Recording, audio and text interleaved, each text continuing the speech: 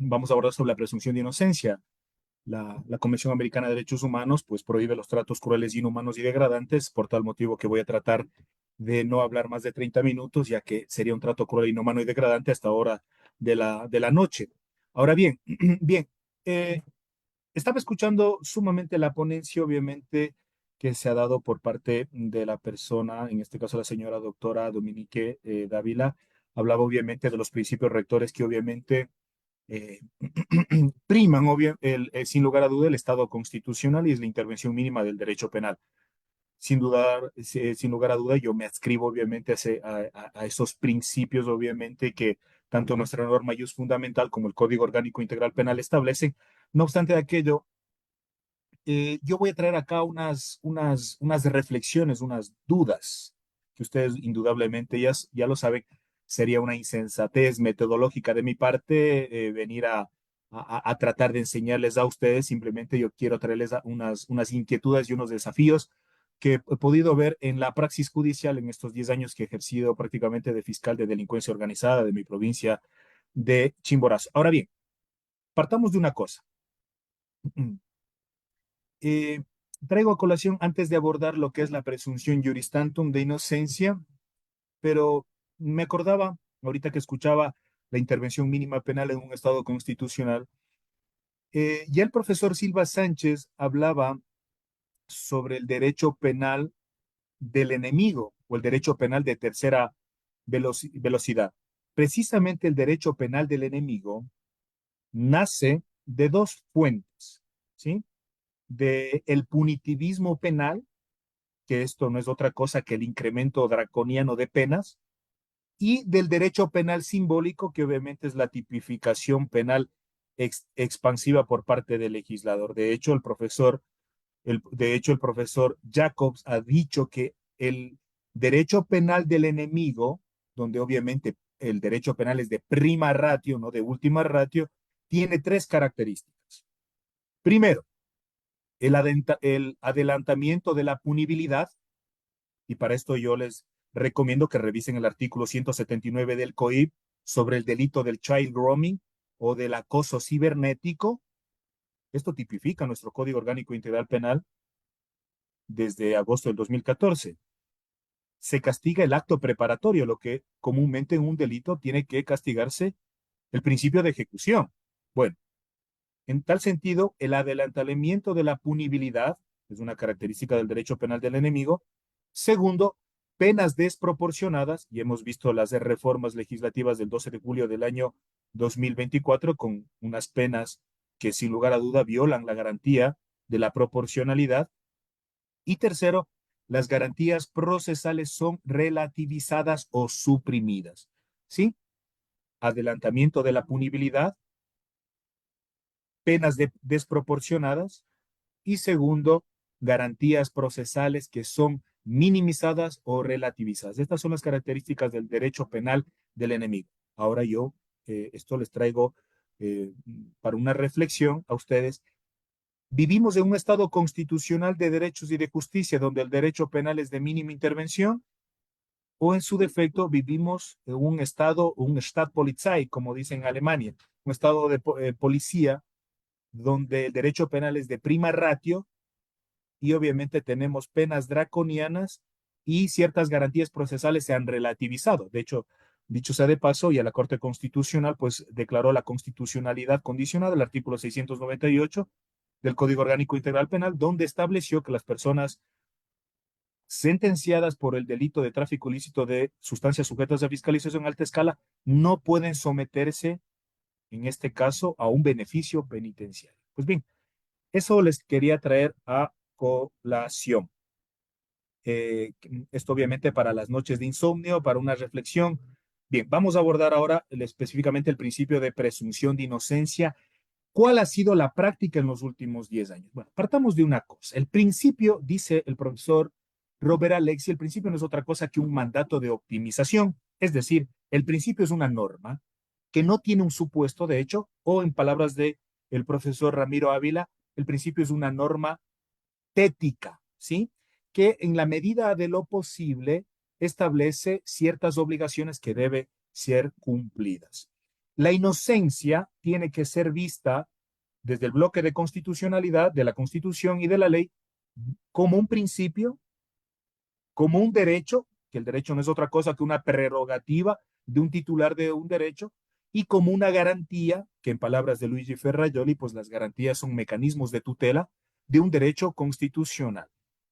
Ahora bien, sin duda, con la entrada en vigencia de la Constitución de Montecristi en el mes de octubre del año 2008, pues la teoría jurídica del derecho, máxime la jurisdicción penal, ha sufrido cambios de gran significado, tanto en su contenido y alcance, pues, como dice el profesor Quintero Olivares, pues, el ejercicio del jus persequendi, pues la intervención punitiva, es la más intensa por parte del Estado, ya que genera una remarcable incidencia sobre el ejercicio de los derechos constitucionales de todas las personas.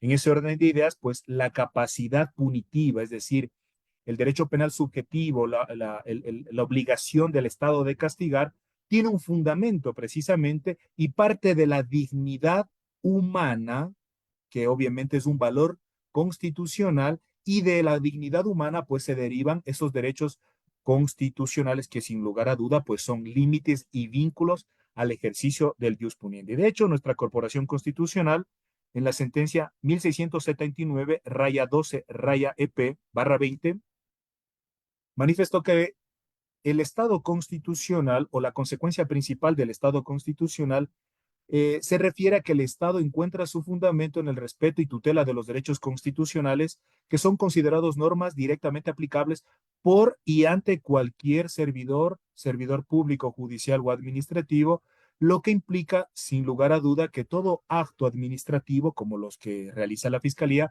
o los actos jurisdiccionales que realizan los jueces, la ley, tienen que estar sometidos a la Constitución y por consiguiente los jueces están inexorablemente obligados a administrar justicia con base en tres cosas.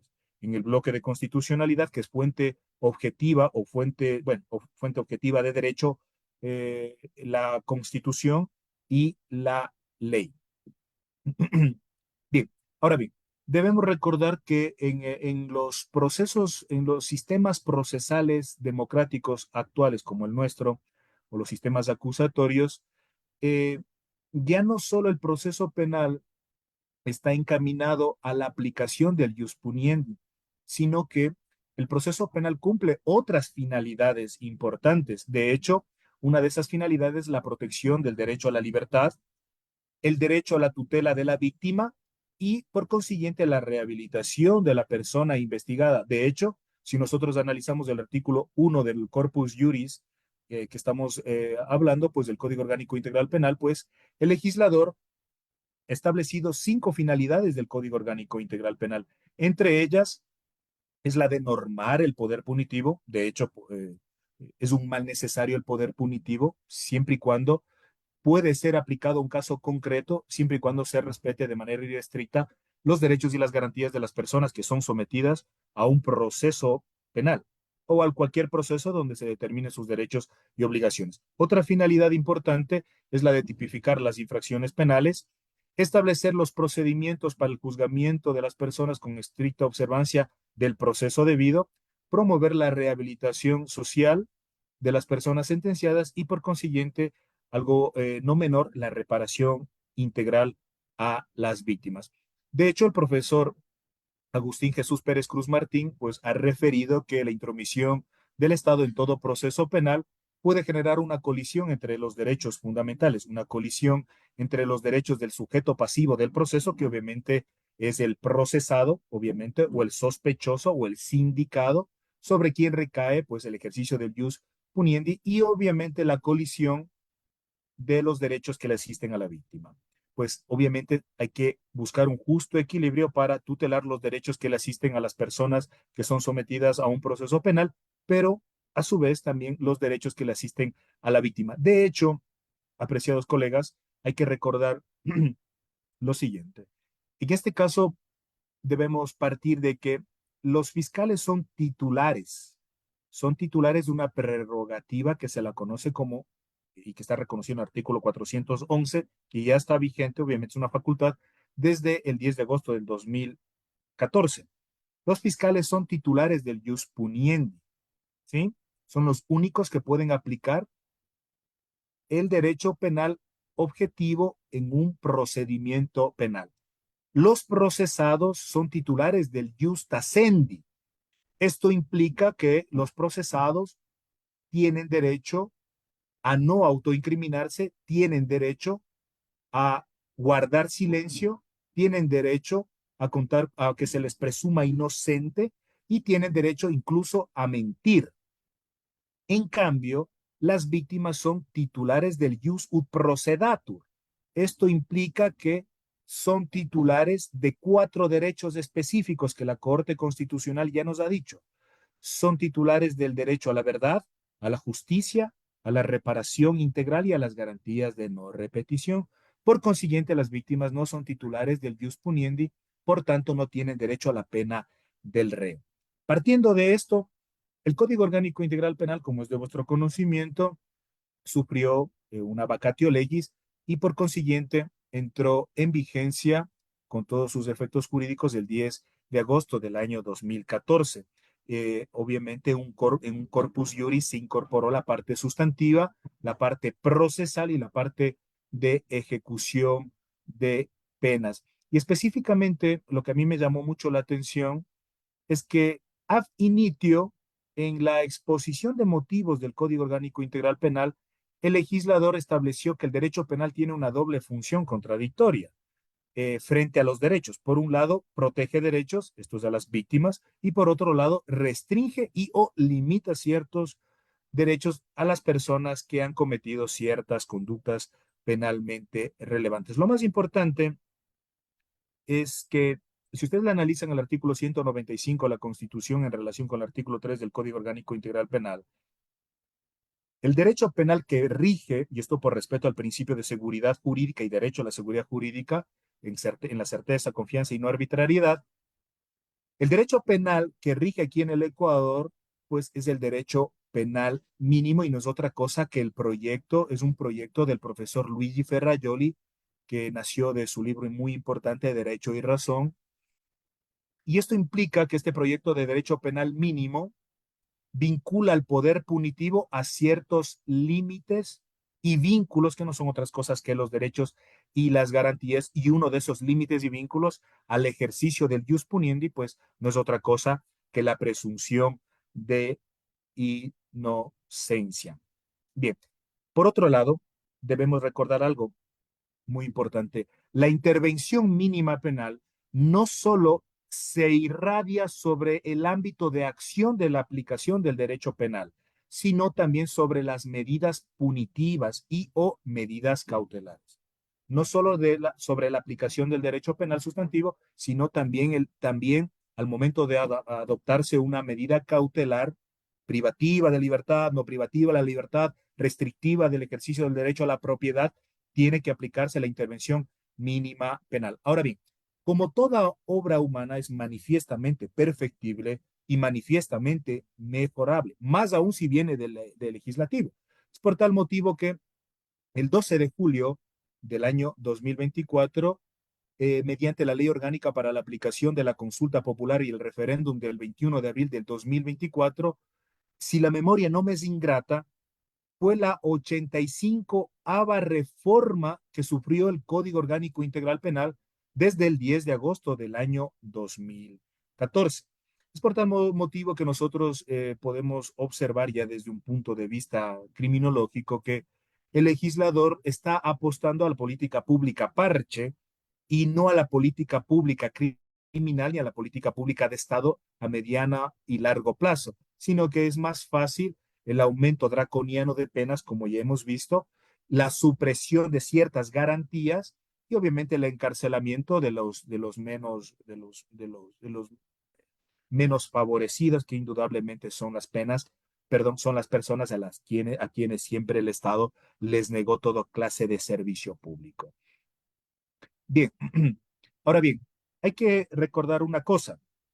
El legislador tiene facultades constitucionales y legales con base en el principio de configuración legislativa, principio de legalidad y principio de reserva de ley. El legislador con base en estos tres principios, puede configurar qué bien jurídico es digno de tutela, tutela penal, lógicamente, qué comportamiento lo considera penalmente relevante, sea delito de peligro abstracto concreto o delito de resultado, qué tipo, qué modo de sanciones, cuáles son las penas y el resto de las categorías dogmáticas en lo que respecta a la tipicidad, anticuridicidad y culpabilidad. Pero como es de vuestro conocimiento, pues estas facultades legislativas pues no son omnívodas y tienen ciertos límites. Y uno de estos límites son los derechos de las personas, la presunción de inocencia y en su defecto también la proporcionalidad que, dicho sea de paso, la proporcionalidad y la presunción de inocencia son reglas constitucionales de garantía que protegen el principio constitucional del debido proceso conforme al artículo 76 de la norma Ius Fundamental. De hecho, traigo a colación una sentencia muy importante, sentencia 54-21-IN/24. La Corte Constitucional dijo lo siguiente sobre la naturaleza de la investigación previa. Allá voy en lo que respecta a la presunción de inocencia. Manifestó que el fiscal ante una noticia criminis debe dirigir la investigación previa del presunto delito para la determinación de bases indiciarias mínimas que le permitan formular cargos bajo una óptica objetiva de investigador y no aún como un ente que acusa. Es decir, en la investigación previa todavía no se discute la presunción de inocencia, no se discute sobre la responsabilidad penal, ni las penas, ni las sanciones, por cuanto aún no existe un proceso penal. Ahora bien, traigo a colación esta reflexión. Eso ha dicho nuestra Corte Constitucional recientemente, el 6 de junio del 2024. El hecho que en una fase preprocesal, donde todavía no se ha incoado un proceso penal, como acto procesal que se debe llevar en audiencia, no implica per se que se irrespete la presunción de inocencia de la persona que está sometida, indudablemente, a una investigación previa, máxime si está sometida a un proceso penal.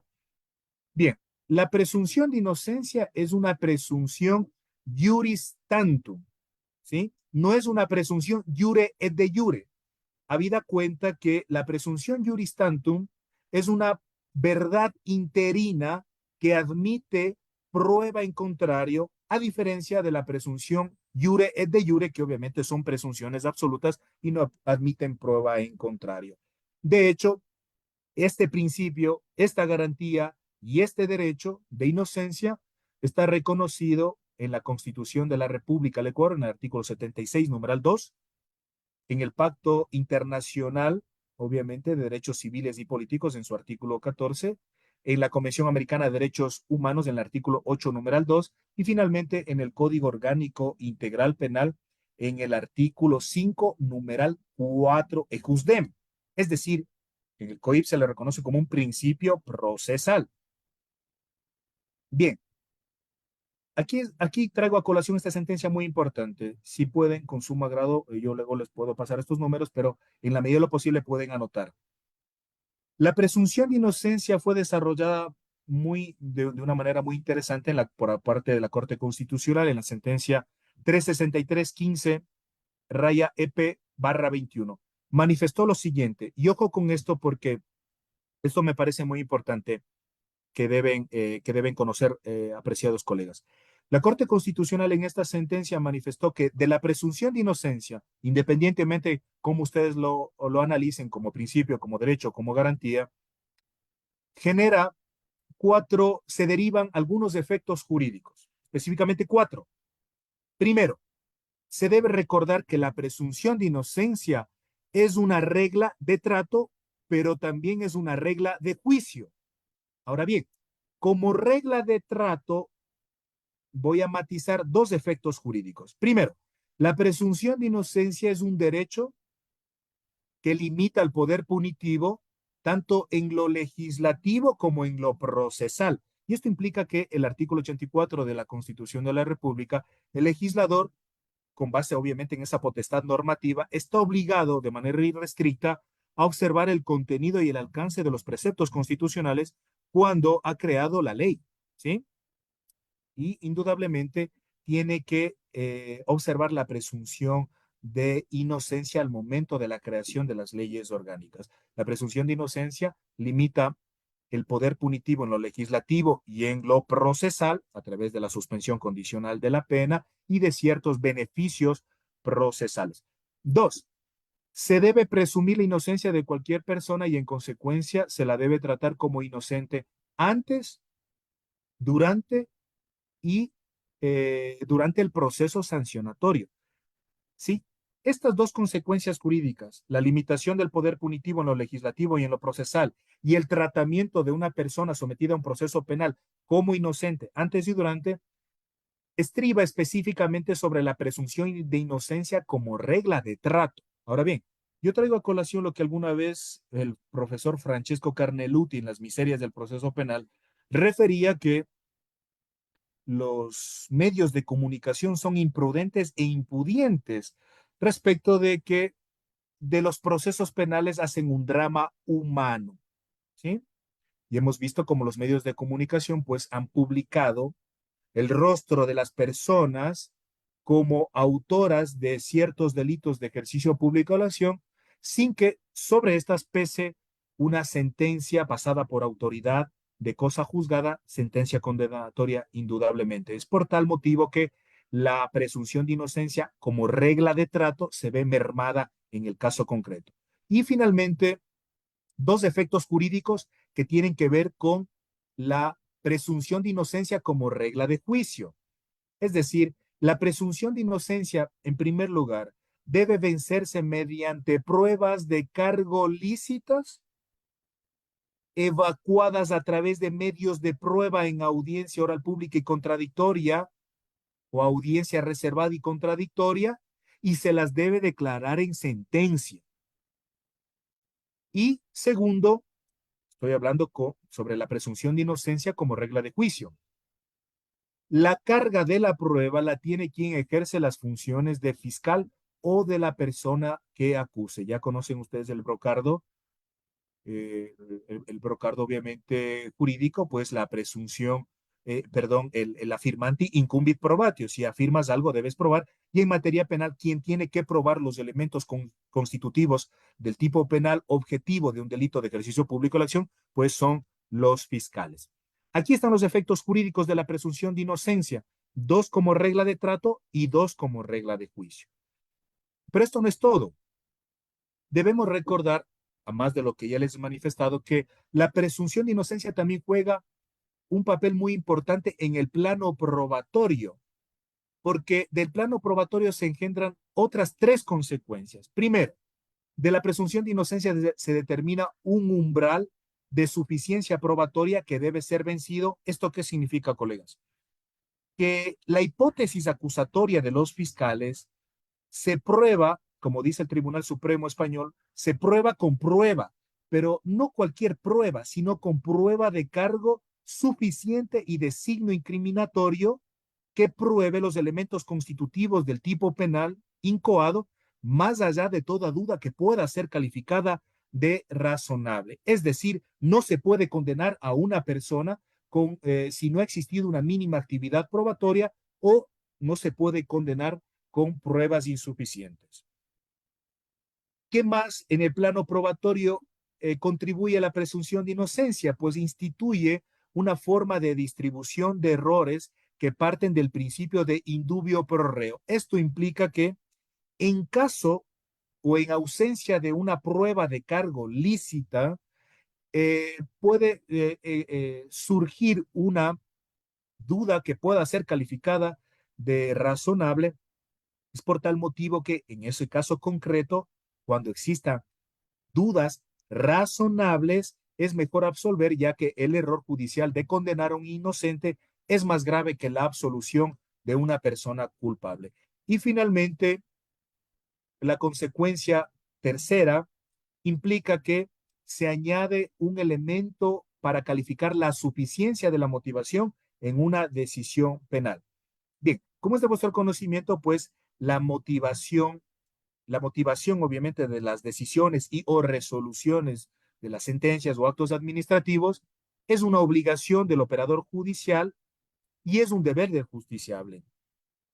Es decir, los órganos jurisdiccionales en materia penal, específicamente en las sentencias, tienen que explicitar y otorgar buenas razones y matizar el curso lógico racional que han tomado para condenar a una persona.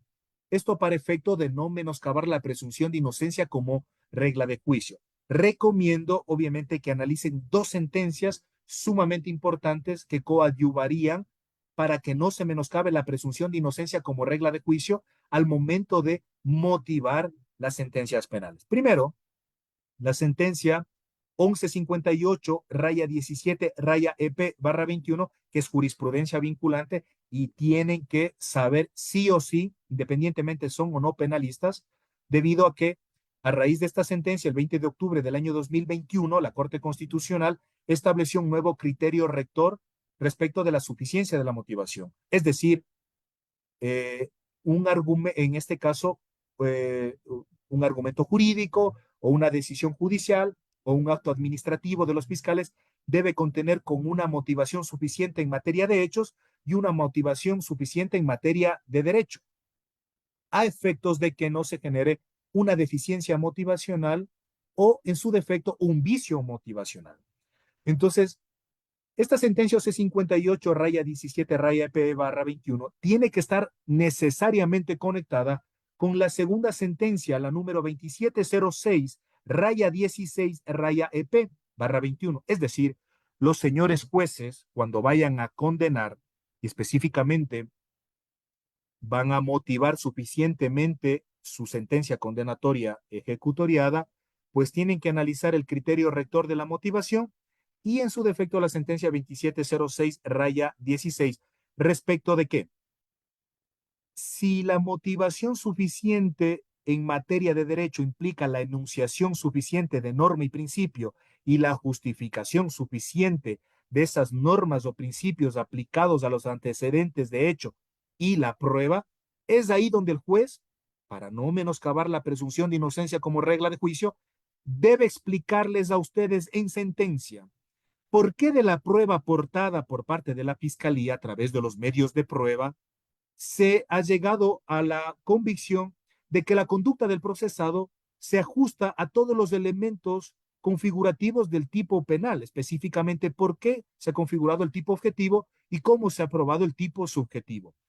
Segundo, por qué la conducta del procesado es antijurídica, formalmente y materialmente. Y tercero, también tiene que matizar cuáles han sido los motivos por los cuales considera que el procesado es culpable y que éste actuó con conocimiento de la antijuridicidad de su conducta, en virtud de que puede existir un error de prohibición, ¿sí?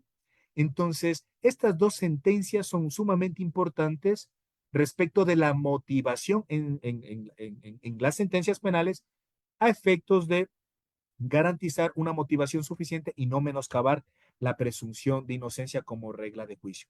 De hecho, traigo a colación que enhorabuena por nuestra Corte Constitucional, pues se ha generado ciertas jurisprudencias vinculantes con efecto erga omnes y como es de vuestro conocimiento, pues la jurisprudencia no es otra cosa que pautas interpretativas de derecho con ánimo de convocación de permanencia, ¿sí? Entonces, la jurisprudencia de la Corte Constitucional, si ustedes analizan, o sentencias también, algunas que han traído reglas de precedente, indudablemente han incidido en las reformas de nuestro Código Orgánico Integral Penal desde que entró en vigencia. Y les voy a traer a colación ciertas sentencias que han reformado el Código Orgánico Integral Penal en lo que respecta a la presunción de inocencia. De hecho, recordarán ustedes la sentencia 14 raya 15 raya CN barra 19. CN, la nomenclatura CN implica consulta de norma. Esto cuando se aplica un control concreto de norma por parte del juzgador.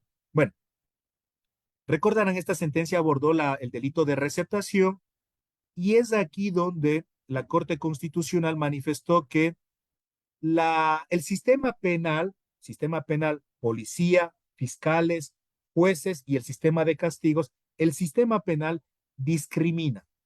Indudablemente, y la Policía Nacional usa ese cliché de la actitud sospechosa y manifestó que cuando la policía aprende a una persona en situación de flagrancia por una actitud sospechosa, pues este cliché no es otra cosa que una presunción de culpabilidad que está basada en estereotipos y que son particularmente acentuados en sociedades inequitativas. Aquí se abordó muy importante el contenido de alcance de la presunción de inocencia y desarrollando en este caso eh, el sistema penal y la presunción de inocencia y el delito de receptación. Otra sentencia muy importante, la sentencia 14 raya 19 raya CN barra 20, nuevamente consulta de norma. Se abordó la presunción de inocencia y el delito de contrabando. Finalmente manifestó lo siguiente, esto es muy importante. De la presunción de inocencia nacen dos reglas, la regla de tratamiento procesal y la regla de juicio. La regla de tratamiento procesal exige que no se debe adoptar decisiones que impliquen la asunción de culpabilidad antes de una condena. Esto obliga a que toda autoridad, como los jueces, como los fiscales, como la policía, se abstengan de prejuzgar el asunto antes que concluya el juicio con una sentencia condenatoria ejecutoriada. Incluye además la obligación que tienen dichas autoridades, jueces, fiscales y policías, de prevenir que los medios de comunicación o ciertos actores sociales puedan influir en la decisión judicial al pronunciarse sobre la responsabilidad de una persona procesada y obviamente la regla de tratamiento procesal implica que la carga de probar el delito le incumbe a la fiscalía más allá de toda duda razonable. Es decir, el derecho a la presunción de, más aún del derecho a la presunción de inocencia, se deriva la proscripción de presumir a una persona culpable.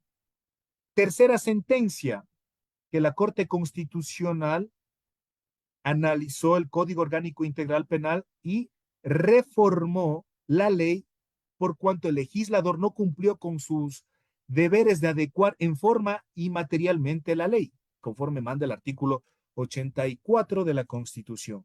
Sentencia 7 raya 17 raya CN barra 19. La presunción de inocencia y el tráfico ilícito de drogas. Recordarán ustedes que esta es una sentencia sumamente importante y nosotros como fiscales de delincuencia organizada, pues la utilizamos a diario, sin perjuicio de que ya les comentaré que salió una resolución nueva de la Corte Nacional de Justicia, la 14-2023, en materia de drogas. En esta sentencia, la Corte Constitucional dijo lo siguiente: la presunción de inocencia no se desvanece por el solo hecho de que a una persona se le encuentre en posesión o en tenencia de cierta cantidad de sustancia y por el solo hecho de que supere esa cantidad admisible establecida en la resolución del CONCEP. Recordarán cuando existía el CONCEP. Por lo tanto, en todos los casos, el fiscal debe probar no solo que estaba en posesión o en tenencia de la sustancia, sino debe probar que había un ánimo de traficar la droga y precisamente el fiscal debe probar ese ánimo de tráfico de la droga, obviamente, con prueba directa o prueba de indicios, para no menoscabar la presunción de inocencia como regla de juicio. Otra sentencia que la Corte Constitucional abordó es la 67-17-IN barra 24 del 11 de abril del 2024 sobre el delito de receptación aduanera, y la presunción de inocencia. Manifestó lo siguiente: la interpretación extensiva en mala parte es contraria al principio de tipicidad y reserva de ley, en virtud de lo cual no se puede imputar y sancionar penalmente a una persona si ésta no cumple con todos los elementos descritos por el tipo penal o si solo los cumple de manera parcial. Por tanto, no sería viable que se responsabilice a una persona por receptación aduanera únicamente por no acreditarse el origen o tenencia de la mercancía en el plazo de 72 horas. Ojo con esto, aquí hago una pequeña pausa. En las sentencias que les manifesté sobre la presunción de inocencia y el delito de contrabando y la presunción de inocencia en el delito de receptación aduanera, implícitamente la Corte Constitucional está diciendo que en estos delitos no cabe el delito flagrante, ¿sí? No cabe el delito flagrante. Entonces, eso hay que tener mucho cuidado. Eh, Ustedes recordarán que la Corte Constitucional anterior, en la sentencia Cervecería Nacional, habló, bueno, obviamente sobre el prevaricato en garantías jurisdiccionales, pero más que este abordaje, habló algo muy importante sobre las fuentes del derecho objetivo en un Estado constitucional y manifestó que las manifestaciones vinculantes son la ley, indudablemente por antonomasia, el bloque de constitucionalidad, la política pública y obviamente la justicia indígena en este caso, ¿no es cierto? En ese sentido, el bloque de constitucionalidad implica obviamente todas esas normas que no están insertas en la Constitución, no obstante el texto constitucional le da el mismo rango, el mismo valor que la Constitución. Es por tal motivo que la Corte Interamericana de Derechos Humanos, ya que nosotros desde 1984 reconocimos la jurisdicción contenciosa de la Corte Interamericana de Derechos Humanos, en el caso García Rodríguez y otros versus México, sobre la presunción de inocencia, manifestó lo siguiente. El Estado no debe condenar informalmente a una persona o emitir juicios ante la sociedad, contribuyendo a formar una opinión pública mientras no se acredite conforme la ley la responsabilidad penal de esta. Por ello, las autoridades judiciales a cargo de procesos penales deben ser discretas y prudentes al realizar declaraciones públicas sobre un proceso penal antes de que la persona se haya sido juzgada y condenada. Ahora bien, yo les traigo a colación, si alguien tiene el COIP, puede abrir el artículo 529.1. Mire, artículo 529.1, y esto fue reformado por el Código Orgánico Integral Penal. Si no me equivoco, parece que entró en vigencia en el 2019-2021. El precepto normativo dice, identificación en caso de delito flagrante. La persona prendida por los delitos de sicariato, tráfico de drogas, violencia de género, violencia sexual, eh, eh, ya dije, tráfico de sustancias sujetas a fiscalización, pornografía infantil, lavado de activos, sicariato, delincuencia organizada, podrá ser identificada físicamente ante la comunidad y ante los medios de comunicación única y exclusivamente en su calidad de aprendido, siempre que en audiencia se haya calificado la legalidad de la aprehensión por el delito flagrante. Ojo con esto, esta contradictio in terminis del legislador. En estos casos se respetará su presunción de inocencia. Ahora yo pregunto, respetados colegas, ¿cómo esta contradicción en términos? Si la Constitución de la República me garantiza la presunción de inocencia como regla de trato procesal, es decir, no puedes publicar mi rostro como partícipe de un delito mientras sobre mí no recaiga una sentencia condenatoria pasada por una res judicata, una cosa juzgada. ¿Y por qué en el artículo 529 sí se permite? En consecuencia, esta norma, perdón, no es norma, es un enunciado normativo, el artículo 529.1, identificación en caso de delito flagrante, es inconstitucional por el fondo, porque contraviene el artículo 76, numeral 2 de la Constitución y en concordancia con el artículo 8.2 de la Convención Americana de Derechos Humanos. No obstante, como ustedes conocen, apreciados colegas, las características de las normas, como mandatos generales abstractos, son que son normas válidas, normas vigentes y normas eficaces. Por tanto, mientras la Corte Constitucional no diga lo contrario o no lo declare inconstitucional y la declare inexequible o la expulse, lastimosamente tenemos que aplicar esta norma habida cuenta que es norma vigente y por tanto se presume válida por respeto al principio indubio legislatore.